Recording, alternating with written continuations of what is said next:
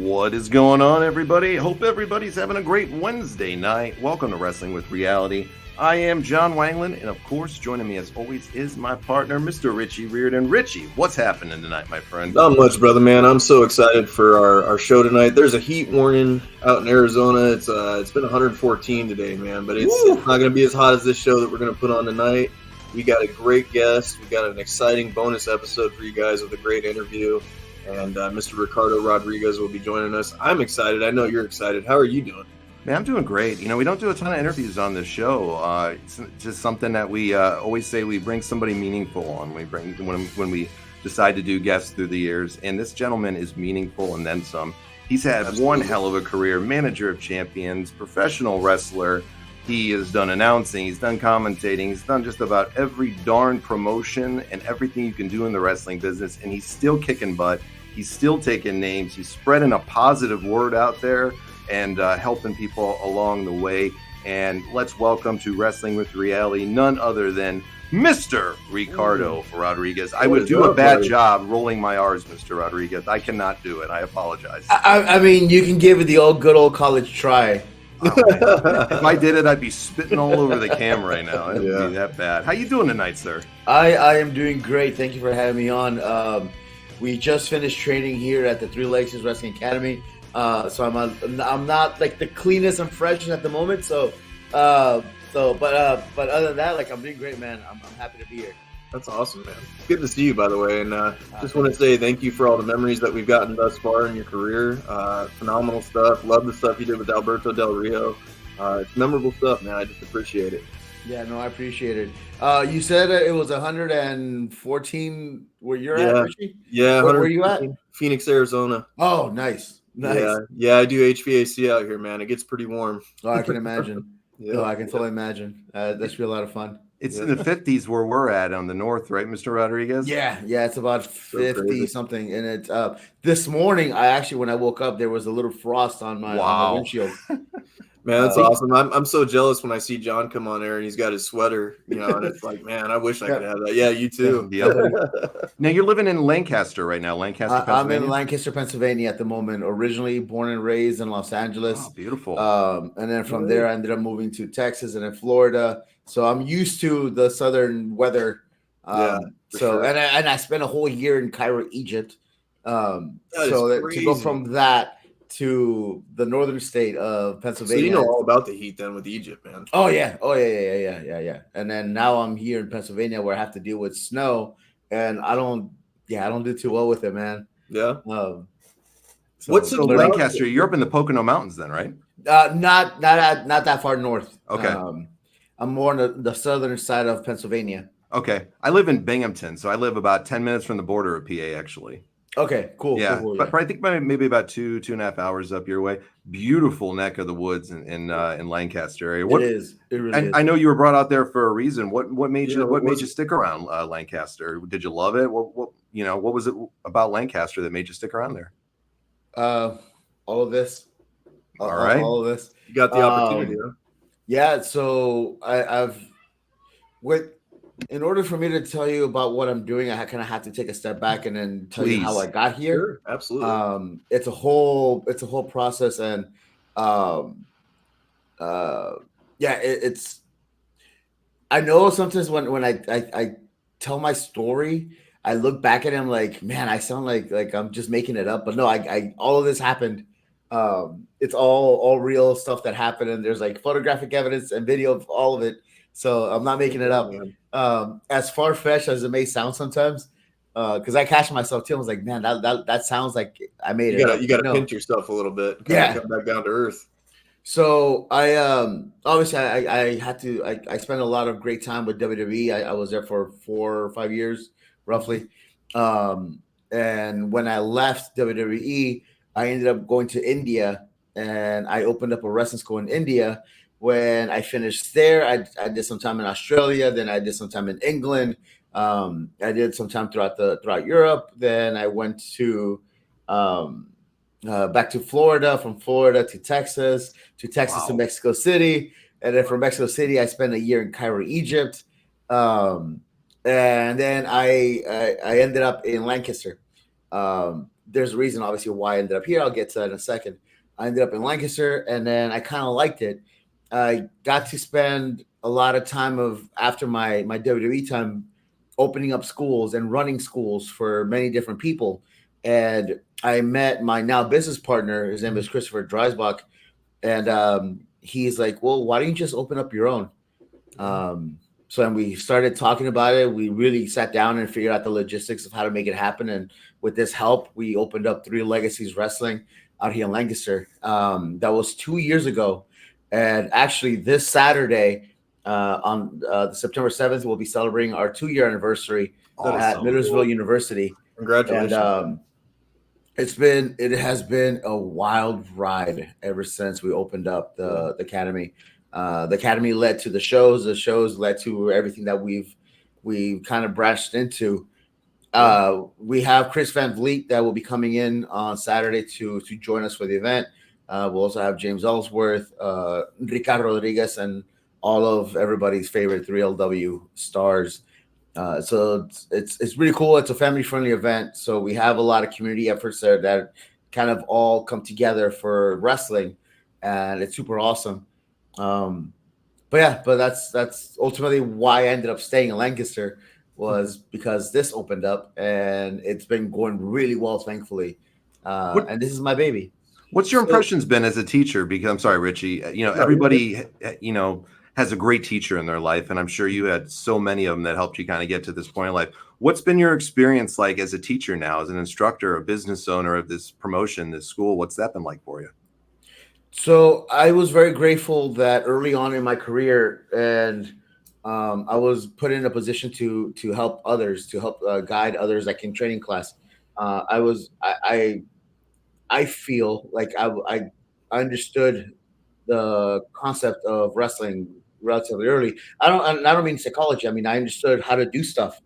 So my trainer, my very first trainer, his name was Latigo Blanco, and I owe him everything that I know now, a lot of what I know. And early on too, he would teach me a lot of stuff, and then he would like, hey, help this person out, help them understand, help them guide, whatever. So then I started kind of getting to that role of, hey, I got it a little faster than a lot of other folks, so then I can pass on how I understood it to somebody else. So I started running class, and then from there I ended up spending time at Knox Pro Academy, and that's Rikishi School. So that was Rikishi School. That's in Burbank, California.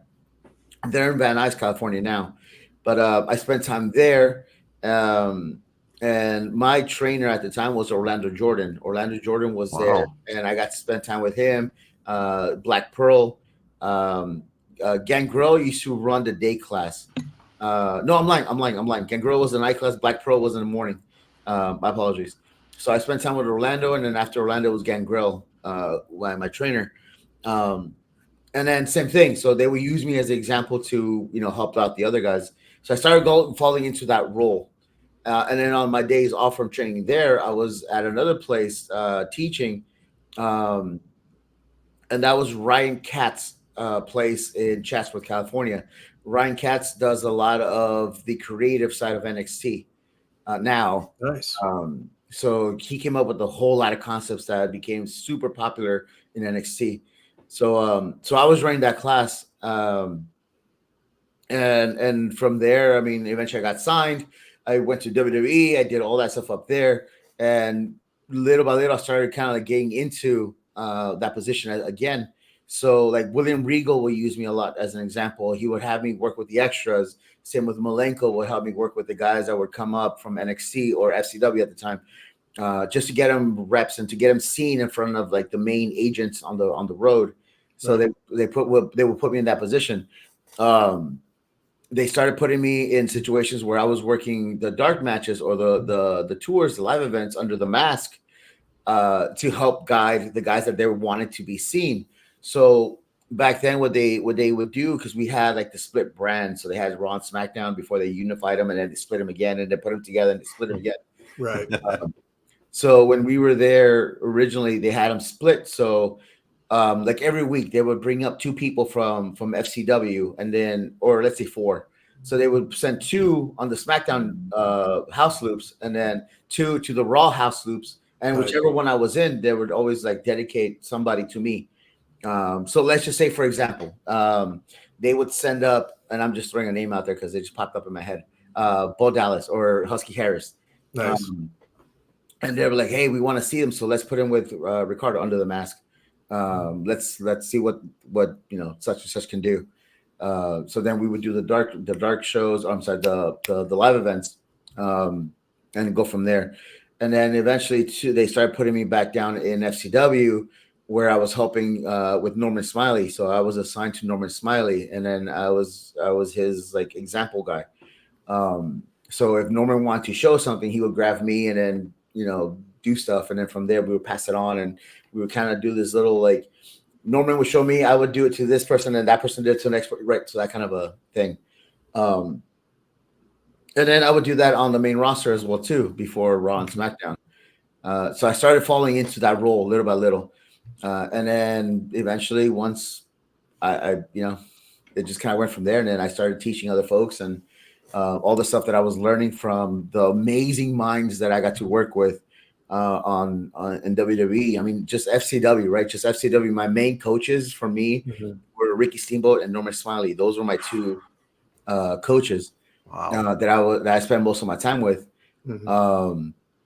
I did spend some time with Steve Kern and Dusty Rhodes, but my main two were Norman Smiley and Ricky Steamboat. On the main roster, Malenko, Arn Anderson, William Regal were like my three that I spent a lot of time with. Jamie Noble was another one too. Wow. That I spent a lot of time with, and obviously the people that we worked with on TV, just that learning experience of learning like their whys of wrestling. Your Cena, your Punk, your Edge, Ray, Kane, Orton, oh man, countless others. Vince, learning from Vince directly, man, that was a learning experience. To understand like the business side of stuff, Sure. Was incredible. And then from there, I go into again like my time in India, my time in Australia and England and Mexico and throughout the U.S. and Egypt, and now here. So I'm taking all those years of experience, and then putting it into this.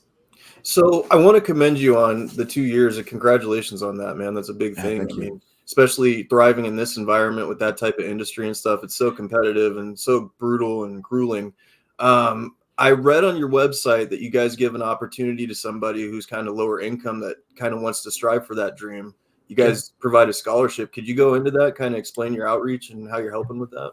So in the past, we've done scholarships, and then I'll meet people along the way. Yeah. Um, I don't like to put it out there as in, hey, send us an email or send us Right. a letter, because Sure. anybody can chat GPT it and then give me a sappy story. Absolutely. But I like to meet people, and then I get to talk to them, and I get to know them. And in the past, we've given scholarships to a couple of folks, and some of them unfortunately don't last. One of them is still here, um, and it's a way of giving back, because I know not everybody can afford it. Um, and I was very grateful that when I was coming up, I had a lot of people that would help me, and they Yeah. didn't have to. They never had to help me, Sure. and they did. They never expected anything in return. Um, so I had a lot of good folks that were there for me when I was coming up. So this is also another way to kind of help out somebody else. Um, but yeah, but no, we so far I think I've done three That's different awesome. ones. I just feel like that's important, man. The way you're giving back to the business and stuff like that. When I read that and part of your mission is that was just, it touched me a lot. So I thought that was really cool. And then we also do a lot of community efforts too. That's super important to me. The I know a topic that we'll get into was the addiction and the recovery process and all that stuff, and we can go into detail in a sec. But obviously, when I was in my very heavy in my addiction, there's a lot of social programs that I used, because I didn't have anything. Right, I was a miserable addict, so I had nothing. So there was a lot of programs that I would go and rely on, to get food or whatever I needed. So when this became a thing, that was a big component that I made sure I stressed out to my business partner, that I wanted to be uh, in touch with the community, so we can give back to a lot of those social programs that help me, because I know how important they are. Be it, and then obviously my situation was a little different because, but there are other individuals that really do need them because of financial issues or just life. Life happens. Absolutely. Life does happen. So that was a big part of wanting to do something like this, was I wanted to be able to give back to the community, because the community is what helped me when I was deep in my BS, and then and this is my way of giving back, of refilling the resources. So yeah. Do you mind if I ask what your drug of choice was? Alcohol was my drug of choice. From there, I mean, if I was out and about, if I was like out, the cocaine would come in. But it was always the alcohol. And then for the longest was, I didn't even care about anything else. It was just, where's the booze? And for other people that were addicts or addicts, we give up so much for that one thing, and then now it's time to give up that one thing for everything else. It cripples you. It literally gets debilitating, and it takes everything. Absolutely. Yeah, it does. And then a big part of what we do now is also this thing called Night of Recovery, with myself and my business partner. And what we do is we'll go to different rehabs, and all this is it's a free program that we do, right, for us to give out. We go to places, and typically we'll link up with a recovery house or a company, recovery center, in a different city. And we'll go and we'll tell our stories, and we'll tell them, hey, it is possible to get better. I remember what it was like when everybody gave up on me. I remember what that was like. I remember the depression. I remember how sad I felt. I remember all the stupid suicidal thoughts I had. I remember at one point having that gun in my hand, and I was like, yeah, fuck it, I'm done. And I remember that feeling, and then had I literally, in that case, pulled the trigger, this wouldn't be happening. But it was because I was so stuck in my stupid way of thinking, because I was so hung up on the booze, that I had given up. And there were people that were constantly reaching out, but during my BS, I didn't see any of that. And also, too, if it wasn't for people that were recovering out loud, I wouldn't even have known that rehab or getting help was a thing. So this is also what part of Night of Recovery is to hopefully offer hope that it is possible to get better, that no matter how hard we feel or how deep we feel into our depression or our mindset, um, that it is better. And oftentimes all we have to do is look up, because there's somebody that's usually there trying to help us. But again, we're so, blindsided by our own mind that we don't see that. Mm-hmm. So we're able to go out and like I said, hopefully reach out to at least one or two people. If we can reach out to at least one and then touch their hearts and be like, hey, you know what? Like I can get better. Yeah. And there is a way. Sometimes it just takes, just hearing somebody cares. I mean, when you're a drug absolutely. addict, most of the time, you burn so many bridges that you end up being alone, and that could get pretty dark pretty quickly. And with that though, right? So like obviously, I mean, when I was deep in my thing, Sure. A lot of people gave up on me, and I don't blame them. I don't blame them. Yeah. I would have too, man. I don't blame them for giving up on me. But yeah, like my mom was one of the few that she never did. She never gave up on me. She was there the whole way through, and even now still. So yeah, there was like 2 or 3 people that throughout the whole process never gave up on me. Another one's one of my best friends, Eduardo Esparza, who's in California. He's another one that never gave up on me, and then he was there, man, through the thick and thin, and through the thick, there was a lot of it. So that so him and his wife Samantha, like they just stuck by me the whole way through, and I'm forever grateful for them. But it is possible to get better. And then if it wasn't for other people that were like on social media, and I've mentioned this before too, like Mike Bennett, Road Dogg, X-Pac, that were very loud on social media about like their recovery process, that it is possible to get help. Sure. I wouldn't have known that rehab was even an option, or that going to meetings was a thing. Because to me, in my head, when I thought of, AA or whatever, it's what you see on movies, like that one in the warehouse, with the chairs and the one everybody's smoking cigarettes and drinking coffee, and it's not like that. No, my name's Richie. I'm an alcoholic. Yeah, you're right. Yeah, and it's nothing like that. It's a community in itself. That isn't it a freeing feeling when you go to that? Me and you talked off air about this, Ricardo. But me and you shared this, and we've shared it on the show. It's no secret either. Richie and I have struggled with substances too. It's when you can get up around people that have gone through the same struggles you do, and you tell me if I'm wrong on this, Ricardo, when you get up with those same people that know that what you're struggling for, and you can just share something and let something off your chest and try to work through it, there's no more empowering feeling in the world to have 20 people or 30 people or 50 people in that room. Even if actually you just get one of them. That just care to help you. Absolutely. And there's so much beauty in that too. And it's so freeing that somebody out there understands what you're going through. Yeah. And it's a beautiful feeling. And then, like I said, so now what this is with Night of Recovery, which a cheap plug, you can check it out on YouTube. Please do. Throw anything out there. We'll put it up on our social too, guys. Yeah, we have a couple out there.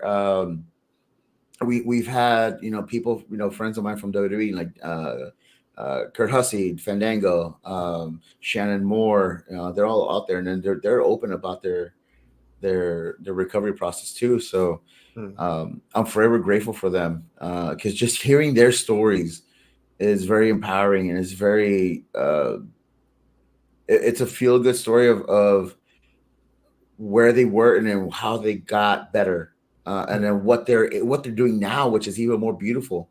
Right.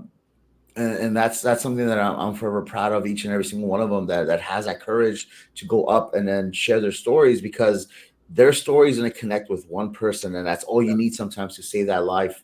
Right. Especially nowadays with the epidemic of fentanyl and stuff like that. Yeah, and that's like I didn't even know that was a thing until I moved out here. Right. I know you were saying that you used cocaine and stuff like that. I mean, it's even turning up in that now. So you just you never really know. So it's even more important now to get this outreach. And I think your mission's important, probably the most important thing in our country right now to focus on. It really is. And also too, just educating people of how to approach it. I think that's also an important thing, because like I said, I don't blame the people that left me. I don't blame them. I really don't. Sure. When it was happening, yes, of course, I was blaming them because they were abandoning me. Sure. But when I look back at it, I was like, I don't blame them. I really don't, because they didn't know how to deal with it, and it's not their burden either to carry. Absolutely. How long have you been That's sober nice. for now? Yeah. 2.5 years. Wow, congratulations. That's I'll man. tell you in a second. But yeah, 2.5 years is how long I've been at it now. Best championship belt you could ever win, man. Yeah. It's a freak feeling. But Yeah. it's been a journey. But that's also another thing too, is just educating folks of how to go about it. Mhm. 2 years and 5 months, 18 days. Good job. So cool, man. A lot of people in the audience here are super proud of you too. Just a couple comments here. I'll read out. Good job, getting better. You found your real call and doing what you're doing. Look at that, right on the phone. There's the I love counter it. there. Yep, That's awesome, man. that's someone that's serious right there about Yeah. doing good things and You're making a proud good of it. life. Yeah. Jeremy Nick says addiction to healing. This is a wonderful story. It reminds me a lot about the recovery story of Randy Orton too. Happy to hear you're in a good place, sir. Yep. Yeah. It's good to see. Fentanyl, I think you mean, is in weed. Had friends there, not doing well with this. No, they're putting in so much stuff because it's so easy addictive. And I guess it's cheap. Yeah, it's very cheap to manufacture. Yeah. Where do you think the addiction started, Ricardo? Where do you think it was in your time, in WWE, injuries, painkillers, something like that? Or was it something that was before that? When did you really know that it started and became kind of a problem for you? I mean, I know sometimes people go like, well, it started when I was a kid. It really didn't. Like my dad drank, but he also worked like 3 different jobs. And then when he got home, he would have his beer. So, I mean, I always saw him with the beer, but beer wasn't really my thing. It was always the vodka, the liquor. That was my thing. Right. But that didn't really start until like heavily, probably once I got to the WWE. That's when it really started to become a thing because I was unsupervised. Basically, I had time and money. I had money.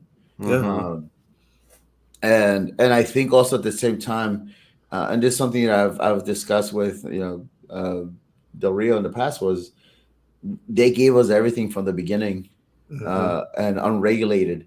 Yeah. So we were the kings, man, from the get go. And I think that also kind of got to our heads that who's going to tell us anything? Like, we're the top dogs. So that didn't help either too. And just, they shot us up to the moon, and I'm grateful for that too. Don't get me wrong. Like, I'm grateful for that. Absolutely. We just didn't know how to handle it. Right. It came too fast. It came too fast and we didn't know how to manage it. And that's nobody's fault but ours. And I think when I left WWE, I mean, that's also part of why I left. I was just so hung up on my BS that I was like, I don't need this anymore. I'm just depressed and angry and I hate everything. Yeah. And then when I left WWE, like, I had nothing to do and I had money and a lot of time. That was the thing. I had a lot of time and a lot of money. Do you still keep in touch with Alberto Del Rio? Oh yeah. Every week. Yeah, we talk every week. That's awesome. It's good to hear. Yeah, we talk every week. He's doing really well. He's like the heavyweight champ of AAA at the moment. He just beat Nick Nemeth, right? Yeah, he just beat Nick Nemeth twice. Yeah, he beat him at Triple Mania, and he beat him at the WWC in Puerto Rico, the anniversary show this past weekend. He hasn't missed a step, man. He's still. Oh no, he looks amazing. Yeah, he does. Great. Talk about a story of redemption too. Alberto was kind of blacklisted from the professional wrestling world, it seemed, for years, and got another opportunity, and a guy that really is making real great moves and strides down in AAA now. He's doing amazing, and he's doing great. He's healthy. He looks fantastic right now too. Like he always looked like $1 million to me, Ricardo. And then you did too in your suits, man. When you would come out, I was like, Jesus, you had the best hair in the business. Did they provide these tuxedos? Because you got a lot of them ripped up on you all the time. So funny story. So, and I've said this story a bunch of times, but it hurts, and I want to cry every single time. I love this story. I know the one you're going to tell. The very first suit that I got was from like the Goodwill, right? Because I didn't have one, so I went to the Goodwill and I got a cheap suit. And then, so then when I finally, I think it was like the second or third check, whatever, that I got from WWE, and it was a pretty one, basically compared to what I used to make, out, before WWE. So I was like, you know what, I'm gonna buy an expensive suit. So I went and I got a suit, and I think it was like $800 that I paid for it. And then shortly thereafter, maybe I used it twice, maybe once or twice. and then we did a segment. I think it was like Hell in a Cell. The first year, and it was with it was a segment. It was myself, Alberto, and an Edge, and they wanted to do a spot where they're gonna rip the suit, the arm. So they went and we took it to the seamstress, and she started undoing the sleeve. And I remember just watching it, and this is probably the most I've ever spent on clothing. And I'm watching her do it. And Sandra, I love her, but like I was cussing her out in my head. Yeah, she was like unsewing the sleeve, and sure enough, we do the segment, and then it just goes rip. And that was that. And then after that, I would go to Burlington Coat Factory and just buy suits there. Nice. Yeah, that's probably the better way to go on that. Yeah, for sure. Yeah. How did so if you could just explain for everybody, how did you and Alberto Del Rio get paired up? Was there a process to that? I mean, was it from the get-go they already knew? No, they just kind of put us together. I did a wrestling tryout for WWE at the Staples Center on August 10th of 2010.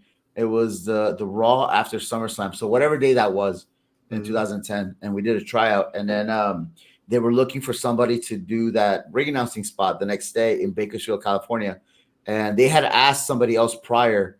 And for whatever reason, he said he couldn't do it the next day. So then they asked me. And then I went, and that was it.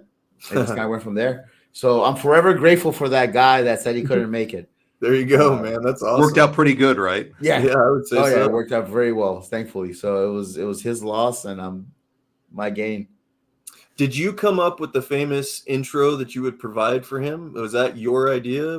No, it kind of just happened. It was one of those like organic things where because at first when I know again these are like I've said it before too, where I didn't have any direction. They were just like, hey, just introduce them. And then in my head, I was like, okay, ring announcer, so for something very proper.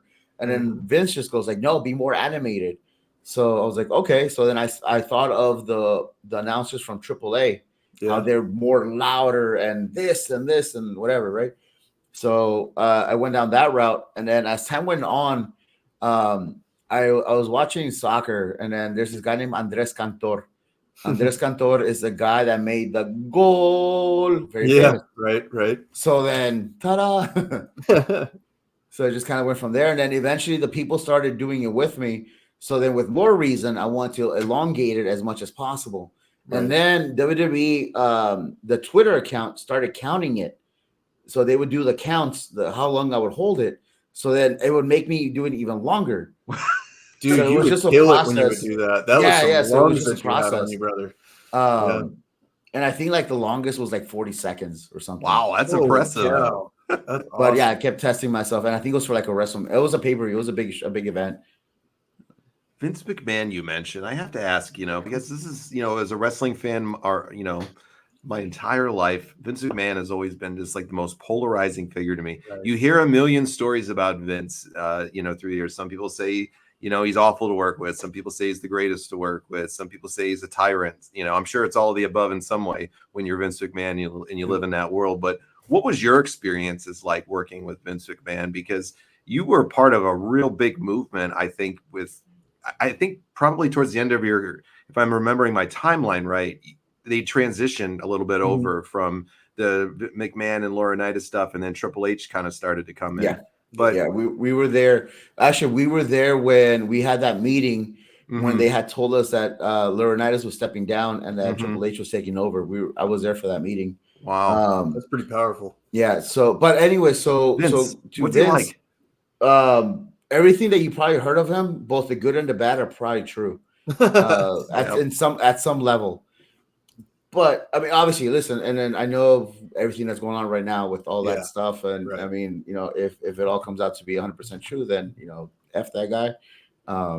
If not innocent until proven guilty, Yeah. Gotta give him a fair shot. Yep. So, but like my experiences with him were all great. I have nothing but I have so much respect for what he did for us, because the whole thing was him. The whole presentation, the whole push was Vince. He's like the Walt Disney of wrestling, man. I mean, he just man. And then when you're at a point where you're running a multi-billion-dollar company. You're gonna make enemies, and then this is something that I'm learning. Obviously, not to that level, but I'm learning that sometimes you have to make choices that are going to be hard for certain individuals for the better of the whole. Right. So it's not going to benefit a single individual; it's going to benefit the entirety. Sure. So those are tough choices to make, and when you're handling that much money and that many lives, I can only imagine the stress, because if the stress that I'm pulling here that's a lot of families to feed, man. With how much stress I'm putting myself through with something small like this, I can only imagine that. Right. So you're not going to make everybody happy ever. But yeah, so I personally don't have anything negative to say about my experiences with Vince. I learned so much from him. I sat with him when he was coming up with some ideas for Alberto. So, and then how his thought process, and just kind of trying to understand why he's doing what he's doing, for like trying to get that. It's so incredible. And then how he'll explain it to you. That to me was amazing. And then also too, just watching him do all of this while managing like 5,000 different things at the same time.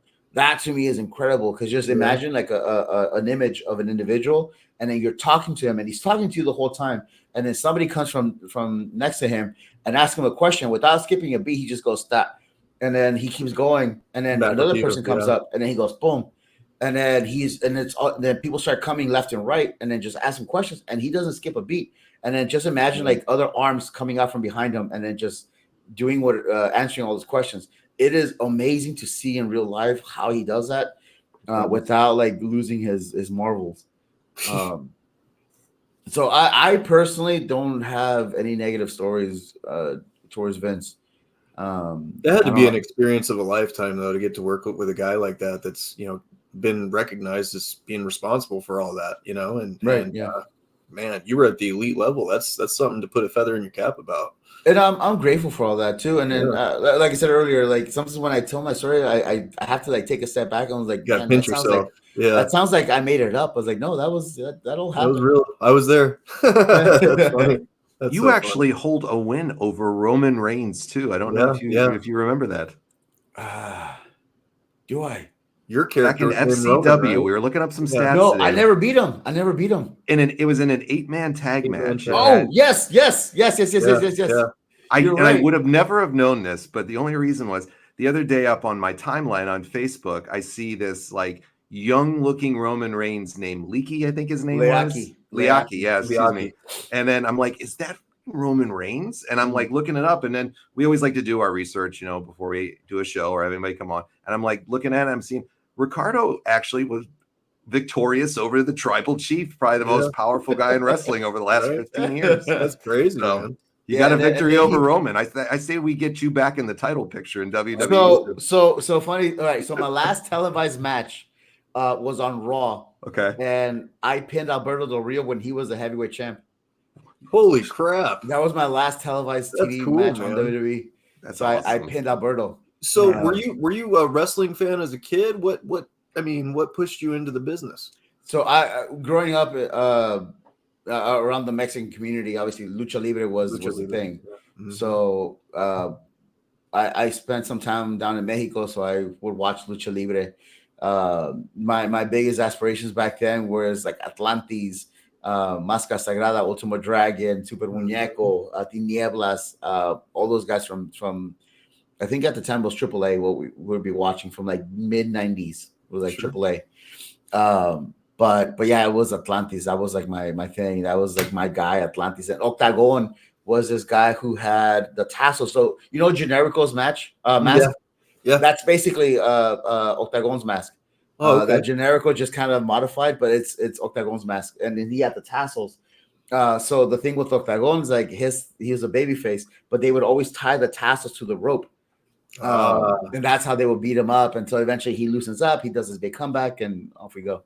That's pretty cool. But anyways, it was Atlantis. So Lucha Libre, and then Just not too long ago in Chicago for MLW, I got to tag team with Atlantis, and that was such a dream come true. Dude, that's such a full surreal circle, moment. isn't it? Yeah. Yeah, that was super cool.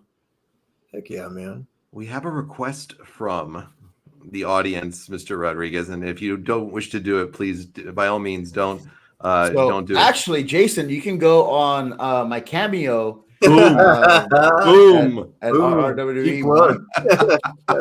And for the low fee of, I think it's $20. Can't beat $20. Yeah, Can't beat that, man.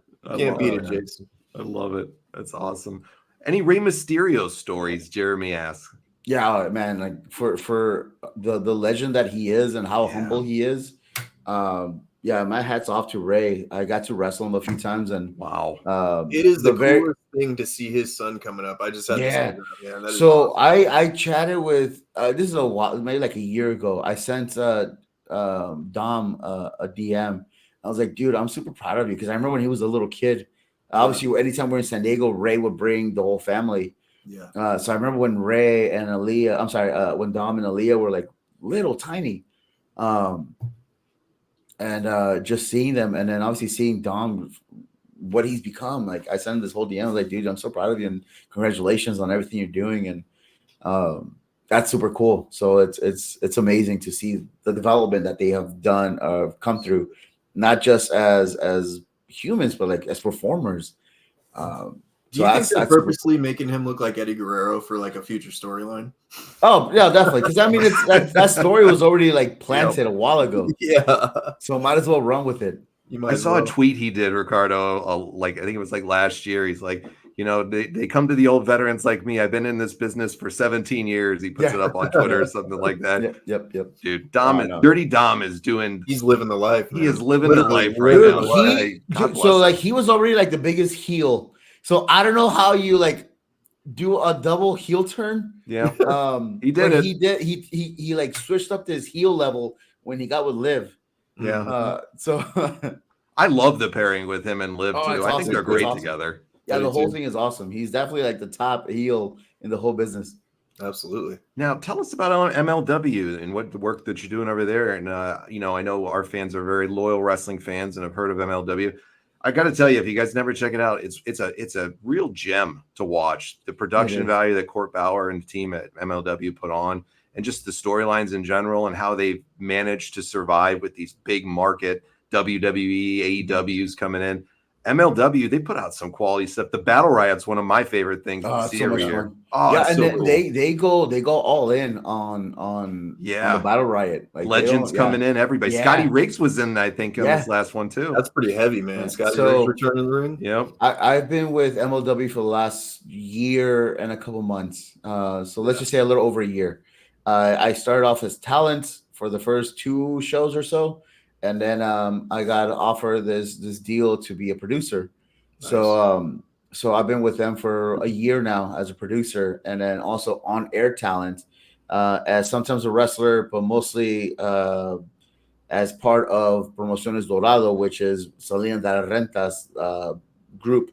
And then also involved in that now is Cesar Duran, who used to be Dario Cueto in Lucha Underground. So there's a mixture of that element that kind of comes into this whole thing and is really cool. But recently they started traveling again. So we just in New York. We're back in Atlanta. We're back in Atlanta on September 14th. Nice. So that's live on our YouTube channel. So MLW Major League Wrestling on YouTube. You can check out the last couple of shows that have been on. We have this amazing tournament going on right now. It's called the Opera Cup.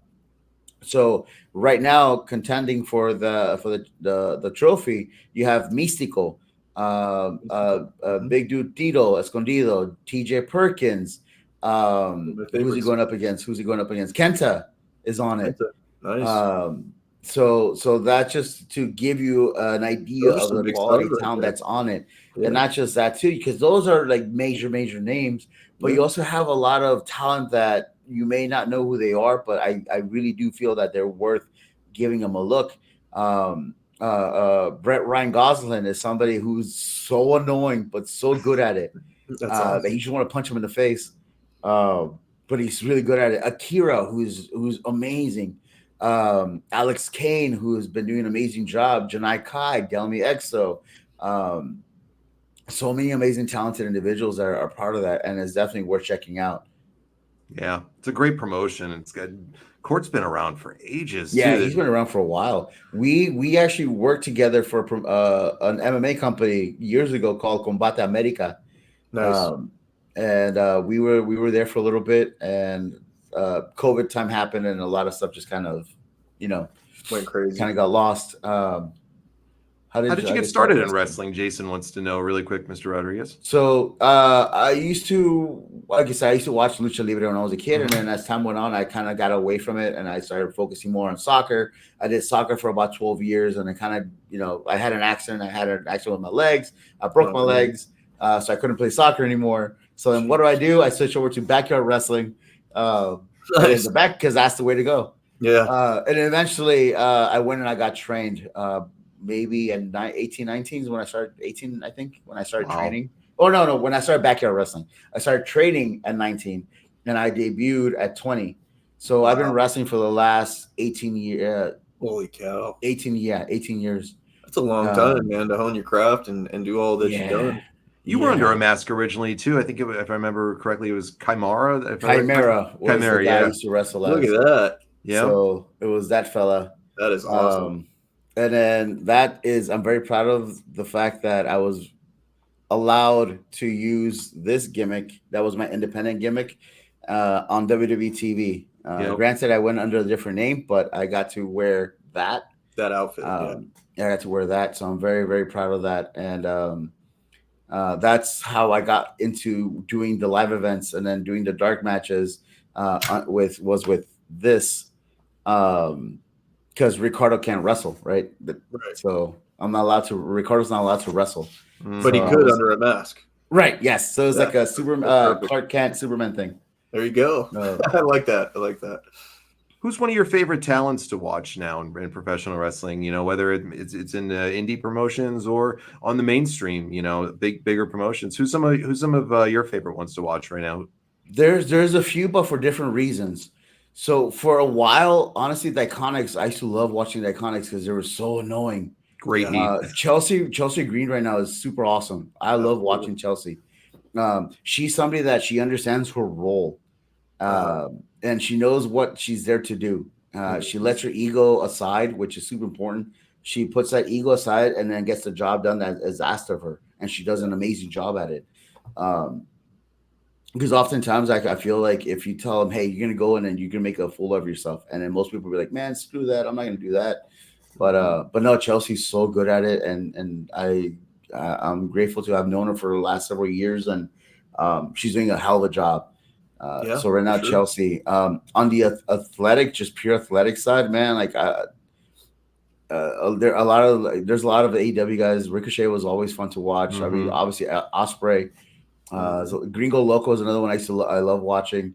And obviously they're all lucha based, but Mexico is another one that he's won me over again in the best possible way, because the way that he is now is so different than the WWE Mexico. So it's super cool to see him being back to Mexico, the Mexico that became the worldwide success. Yeah. What about the Lucha Brothers? Question from the audience here. I'm just going to say the Lucha Brothers are probably my favorite tag team to watch in professional wrestling. I love Penta and I love Rey Fenix. These guys are awesome. So question from the audience, in your opinion, if they go over to WWE, could the Lucha Bros be a big act over there? I mean, they definitely can. I feel like a lot of it has to always come down to, because they're definitely marketable. Definitely, 100%.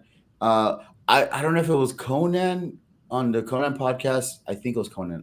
Let's just say Conan. I don't remember it, but if I get it wrong, my bad.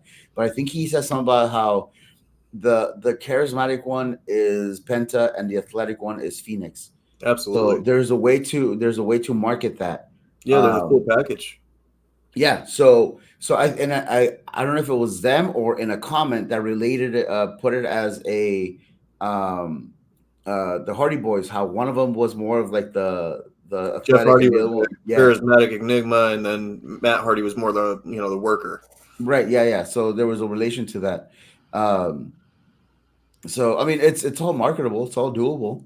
I do feel that if the machine is not behind you, no matter how good Yep. you are, if the machine is not behind you, then You're not going to Dead get in the out water, you're not right? going to get anywhere.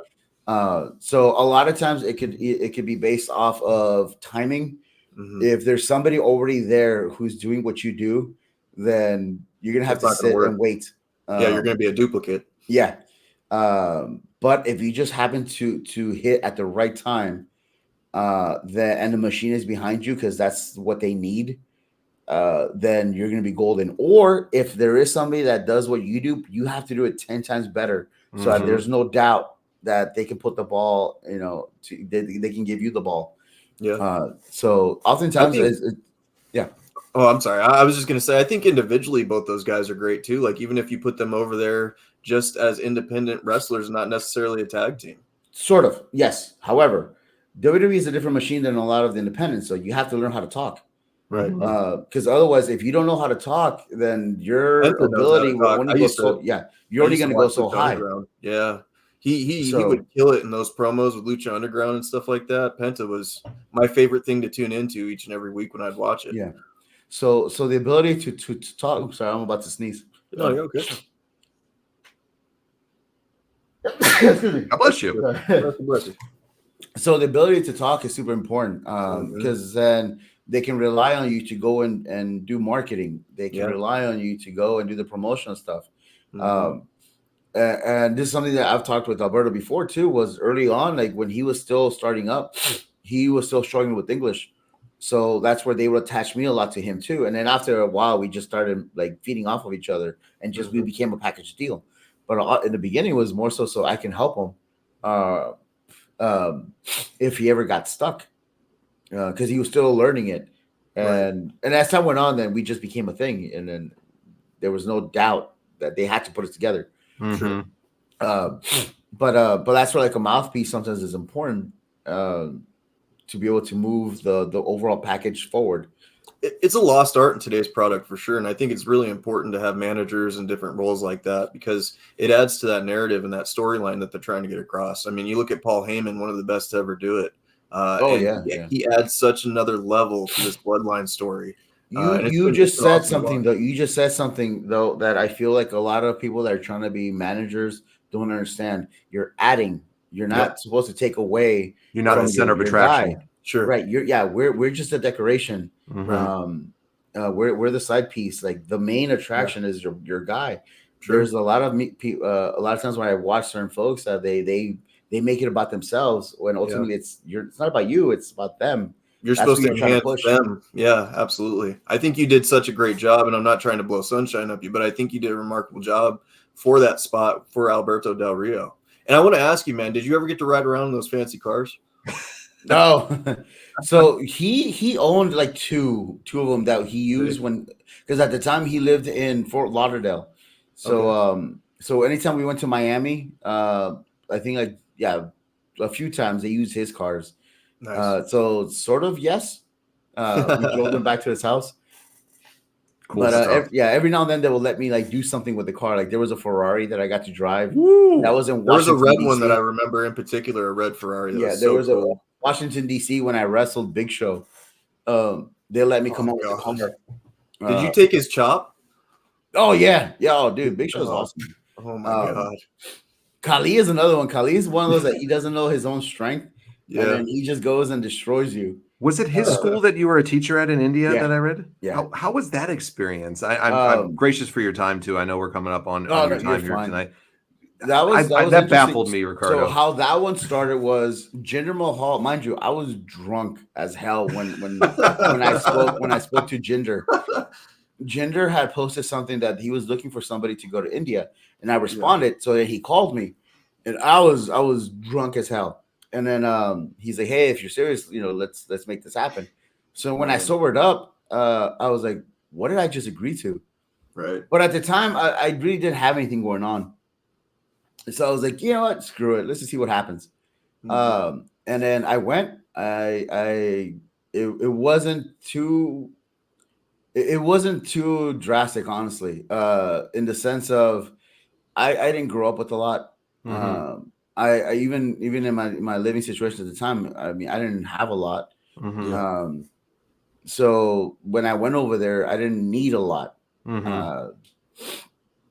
As long as I had food, a bed, I was chill.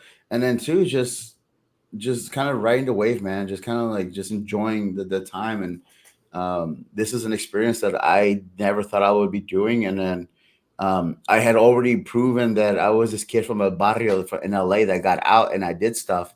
So what's to say that I can't go across the world and then do something else? I love that energy. Yeah. So then it was just a matter of just saying, let's see what happens. Let's and do then something happened, and we built something over there too. And then up until that point, WWE had not been to India in about 14 years. Mm-hmm. Holy cow. But because of everything we were doing, I was constantly posting everything on social media. And it took me a while to convince the Great Khali to let me do studio shows. And we used to butt heads a lot. You're a very brave man. Because he didn't. Yeah. He didn't want to do any of that. And I was like, dude, like they need to wrestle in front of people. Right. Eventually we convinced them. And then we, like, on Sundays on our day off, because we were trained Monday through Saturday. And on our day off, we would go to town, and then we would flyer the town. And eventually, like, the first show, we maybe had, it was free too. We maybe had like 10, 15 people. But then as it went on and word started getting around, it just became a thing. And then by the time that I left, after 6 months, when I left, we did three big shows in cricket fields. The very first one had about like 22,000 people. Wow. The second one had about 50-ish thousand people in Dehradun. And then the last one, it was only because it was pouring rain. We had about 13,000 in the cricket field. That's still massive shows. And when right before I left, again, because I was constantly posting stuff online, word got around. So WWE ended up running a show in Delhi. They ran 2 shows in Delhi, back to back, and they sold them out. And that was the first time that WWE had gone back to India in 14 years. TNA had also been in talks about going, because TNA was a part of one of their big TV companies. I want to say Sony 6. I think Sony 6 was. They were doing that project out there for a while, right? I think they did a couple tapings. They did Rinka King, but I don't think that was a TNA thing. I think Jeff Jarrett was involved with that, but I don't think that was a TNA thing. Yeah, I think that was separate. Mm-hmm. But TNA was gonna go, and this is a weird thing, because TNA was gonna go first. They had announced that they were going, and then something happened. TNA didn't go, and then WWE went. Mm-hmm. Whatever. But then after that, after I left, when I left, I had this system in place, and then this guy named Daryl Sharma, who's now one of the head NXT refs, he took over my running the classes. And then after that, this guy named Fasad went. So he spent time in India. And there was a couple other ones. Matthew Just? No. Oh, man, he's going to hate me. I forgot his name. But there was 2 more that went after me. But now there's an independent scene in India. And that's incredible. Then, there's an independent scene that wasn't there before. Because eventually the guy started... Yeah, and then that's something that, like, I don't care whatever happens in my life after this. Anybody can ever take that away from me. Yep. Because I was there when it started. I was there when it started, and if it wasn't for myself, Khali, the students, Daryl, Fasad, and the other gentleman that went after me, there wouldn't be an independent scene. So that's huge. Yeah. So and then because there was no wrestling in India. Too cool, man. But we did that. You've done some really cool stuff. I know we're nearing our time to end the show tonight, but I just got one last question from the audience for you, and then we're so grateful for your time, sir. We definitely would maybe love to do this again in the near future if you ever have time, because there's so many questions I didn't get to for people, but this one's a good one, so I want to ask this one last. If you could announce anyone's retirement match, who would it be? And it can't be Alberto. Ray. All right. Wow. You didn't even hesitate. No, Ray. Didn't blink, didn't hesitate. If Eddie was still alive, Eddie. Yeah. God. Yeah, Ray. One of our favorites. Yep. Rest in peace, Eddie Guerrero. Yeah. Good pick on everything. Hey, I see that you're coming out here, by the way, in Arizona pretty soon for a signing. Yeah, I'll be there in like 2 weeks, I think. I'm gonna come and see you. September 19, 20, 21, I believe. Awesome. Yeah, Sandman's gonna be out here too. I'm gonna try Awesome. I'm gonna try and make it to both of them, but I definitely want to come see you, man. Yeah, awesome. Yeah, definitely.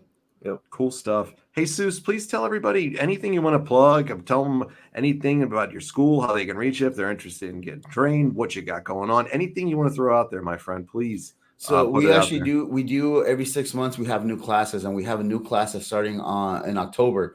What we also do prior to that though is we do these tryouts where it gives individuals that want to start training a feel. So they get like a 2-hour crash course, and what it is to let them know what they're getting into before they commit to the whole Get course. your feet wet. Yeah. Yeah. So you know what you're getting into. Mhm. Oftentimes, unfortunately, people sign up without realizing that this is not just you don't just come in and start doing Stone Cold Stunners and RKOs. It doesn't work that way.